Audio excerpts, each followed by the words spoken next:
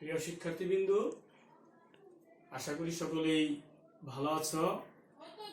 Online ক্লাসে তোমাদের স্বাগতম। আজকে আমি অষ্টম শ্রেণীর অনুশীলনী 2.1 নিয়ে আলোচনা করব। দেখো, একটি অঙ্ক বোর্ডে লেখা আছে। কি আছে? একটি পণ্য দ্রব্য বিক্রয় করে পাইকারি বিক্রেতার 20% এবং খুচরা বিক্রেতার 20% লাভ হয় যদি দ্রব্যটির খুচরা বিক্রয় মূল্য 576 টাকা হয়, তবে পাইকারি বিক্রেতার ক্রয় মূল্য কত? অর্থাৎ আমাদের নির্ণয় করতে হবে পাইকারি বিক্রেতার ক্রয় মূল্য কত। দেখো যে 20%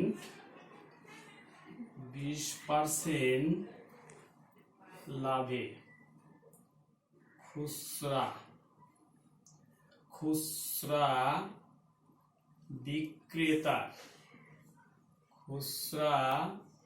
বিক্রেতার ক্রয় মূল্য খুচরা বিক্রেতার ক্রয় মূল্য 100 টাকা হলে বিক্রয় মূল্য তাহলে 100 যোগ 20 টাকা সমান 120 টাকা। যদি লাভ হয় তাহলে 100-র সাথে 20 যোগ হবে, যদি ক্ষতি হতো তাহলে 100-20 লিখতাম। ঠিক আছে, যেহেতু লাভ হয়েছে সুতরাং 100-র সাথে 20 যোগ করতে হবে।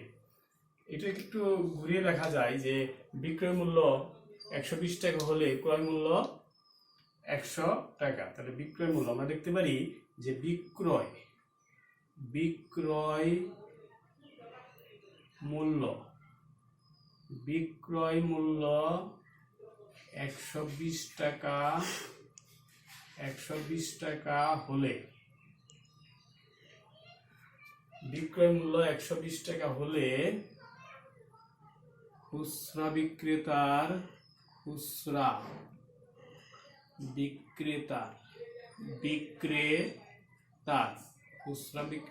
খুচরা মূল্য খুচরা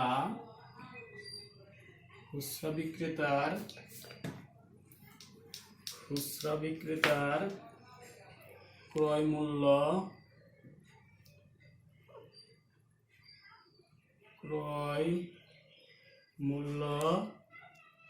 100 টাকা।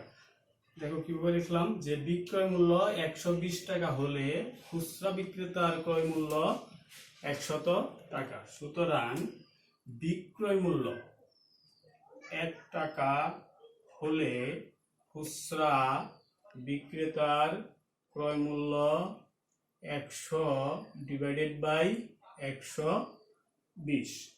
সুতরাং বিক্রয় মূল্য 576 টাকা। এই যে খুচরা বিক্রেতার বিক্রয় মূল্য 576 টাকা হলে খুচরা বিক্রেতার ক্রয় মূল্য অবশ্যই কি বেশি হবে, আর বেশি হলে গুণ হবে এই 120 টাকা।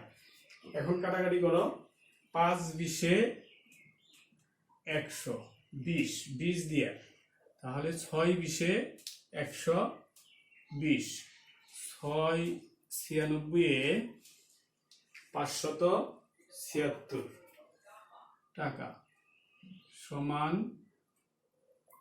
5-30 5-45 480 টাকা। আমরা জানি যে খুচরা বিক্রেতার ক্রয় মূল্য ইকুয়াল টু পাইকারি বিক্রেতার বিক্রয় মূল্য। সেই সূত্রটি এখানে প্রয়োগ করব। যেহেতু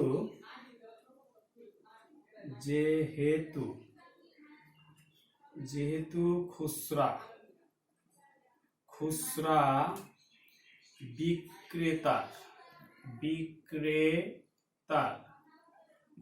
বিক্রেতার ক্রয় মূল্য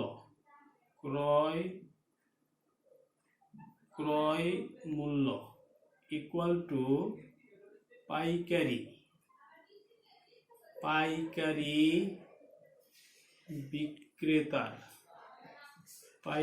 বিক্রেতার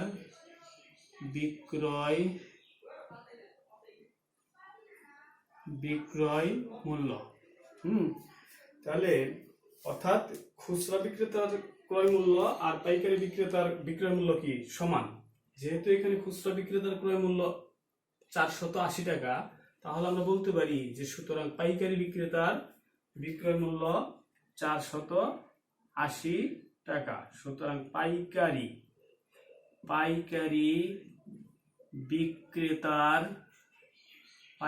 বিক্রেতার বিক্রয় মূল্য 480 টাকা। তাহলে আমরা পেয়ে গেলাম পাইকারি বিক্রেতার বিক্রয় মূল্য 480 টাকা। এখন পাইকারি বিক্রেতা নিয়ে আলোচনা করব। দেখো কিভাবে পাইকারি বিক্রেতা কত পার্সেন্ট লাভ করছে। পাইকারি বিক্রেতাও 20% লাভ করছে, তাই না? তাহলে যে 20% লাভে পাইকারি বিক্রেতার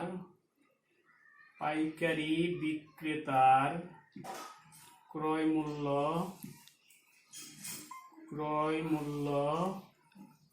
100 টাকা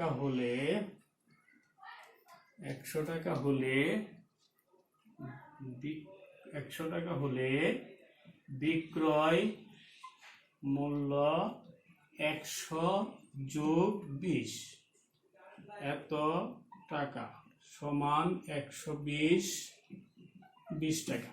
তাহলে যেহেতু এখানে আমরা বিক্রয় মূল্য পেয়েছি, সুতরাং বিক্রয় মূল্য আগে লিখতে হবে। তাহলে আমরা লিখতে পারি যে বিক্রয় মূল্য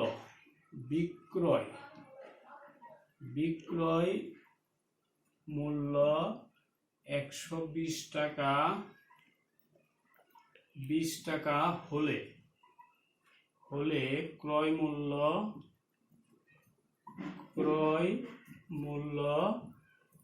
120 টাকা।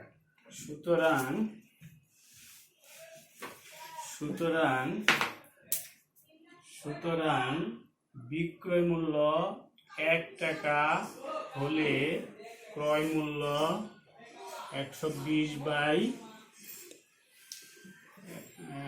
ক্রয় মূল্য 100 টাকা। তাহলে 100 ডিভাইডেড বাই 120 টাকা। সুতরাং বিক্রয় মূল্য আমরা পেয়েছিলাম 480 টাকা হলে ক্রয় মূল্য অবশ্যই কি বেশি হবে। তাহলে 480 বাই 120 টাকা, 4 দিয়ে কাটাকাটি যায়, সমান 400 টাকা। প্রিয় শিক্ষার্থীবৃন্দ, তাহলে রেজাল্টে কি চেয়েছিল যে পাইকারি বিক্রেতার ক্রয় মূল্য কত। সুতরাং আমরা বলতে পারি যে পাইকারি বিক্রেতার ক্রয় মূল্য 400 টাকা। এই হইল উত্তর।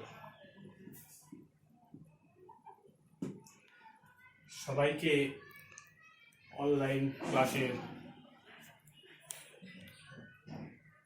স্বাগত জানিয়ে আজকের লাইভ ক্লাস এ পর্যন্তই।